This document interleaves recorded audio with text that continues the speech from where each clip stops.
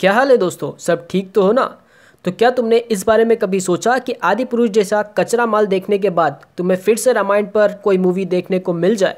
तो अगर तुम्हारा जवाब हाँ है तो मैं तुम्हें बता दूं कि नीतीश तिवारी के डायरेक्शन में एक बार फिर से रामायण मूवी बनने जा रही है। और ये वही नीतीश तिवारी है जिन्होंने दंगल और छिछोरे जैसी मूवीज़ हमें दी हैं। तो भाई उनकी काबिलियत पर तो कोई शक ही नहीं है। और ये मूवी कितनी डिफरेंट होने वाली है, इस बात का अंदाज़ा आप इस बात से लगा लीजिए कि ये मूवी आदि पुरुष की तरह सिंगल मूवी नहीं होगी, बल्कि एक ट्रिलॉजी होगी जिसके फर्स्ट पार्ट में पूरा फोकस भगवान राम और माँ सीता पर होगा और माँ सीता का हरण वाला पार्ट हम लोगों को देखने को मिल जाएगा, और जिसमें रावण का रोल छोटा पर बहुत ही ज़्यादा इम्पैक्टफुल होगा। और मोस्ट प्रोबेबली सेकंड पार्ट में हमें भगवान राम का वानर सेना को जुटाना और राम सेतु तक पुल बनाने तक का सफ़र देखने को मिल जाएगा। और थर्ड पार्ट में होगा वो हिस्टोरिक वॉर और मिलन के पल।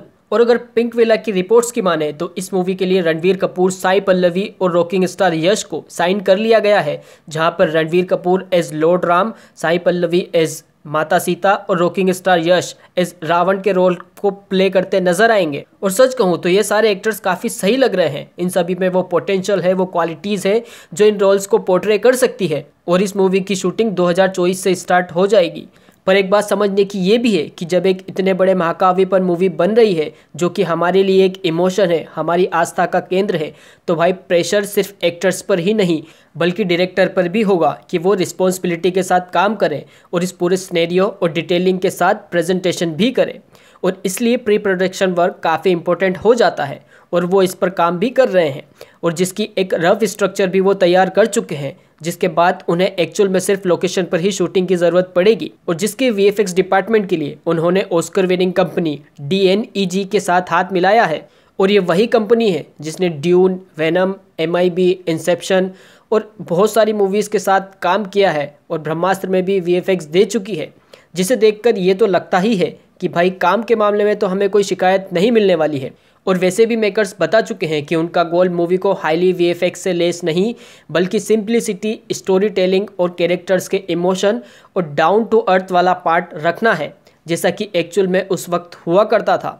और हम अक्सर कहते भी आए हैं कि पुराने ज़माने की तो भाई बात ही अलग है। तो भाई मैं तो उस सिंप्लिसिटी, स्टोरी टेलिंग और इमोशन को देखने के लिए काफ़ी ज़्यादा एक्साइटेड हूँ, क्योंकि मैं जब भी रामानंद सागर जी वाली पुरानी रामायण देखता हूँ तो एक अलग ही लेवल की फीलिंग आती है। और यही फीलिंग मैं इस मूवी से भी एक्सपेक्ट कर रहा हूँ। खैर ये हमारे लिए तो काफ़ी ज़्यादा एक्साइटमेंट की बात है, पर ये उससे भी ज़्यादा प्रेशराइज उन लोगों के लिए है जो इसके अंदर काम कर रहे हैं, जो इस मूवी के मेकर्स हैं, क्योंकि ऑलरेडी आदि पुरुष ने हम सभी लोगों को बहुत ही हर्ट किया है। और हम फिर से इस बात को नहीं चाहते कि ये मूवी भी हमें उस चीज़ को डिलीवर करने में कामयाब ना हो जैसा कि हम चाहते हैं, या हमारी फीलिंग्स वो हर्ट करें। खैर एक बार फिर से इस मूवी को बहुत ही ज़्यादा सपोर्ट और इस मूवी से बहुत ही ज़्यादा उम्मीदें तो होंगी ही, क्योंकि हो सकता है कि कल को हॉलीवुड वाले इस पर भी मूवी बना डालें, तो वो करें। उससे बेहतर तो यही है कि हम अपने एफर्ट्स लगा लें। पर अब अगर देखें तो भाई एक सब्सक्राइब तो बनता ही है, तो भाई सब्सक्राइब कर दोगे ना, और वो नोटिफिकेशन को भी ऑन कर लेना। खैर इसकी कास्ट सिलेक्शन और इस सब्जेक्ट पर फिर से मूवी बन रही है, तो उस पर तुम्हारी क्या राय है तुम कमेंट में ज़रूर बताना। बट जल्द मिलेंगे किसी और मुद्दे के साथ, तब तक के लिए हंसते रहिए, खेलते रहिए, मुस्कुराते रहिए और देखते रहिए पायरेट हब। जय हिंद।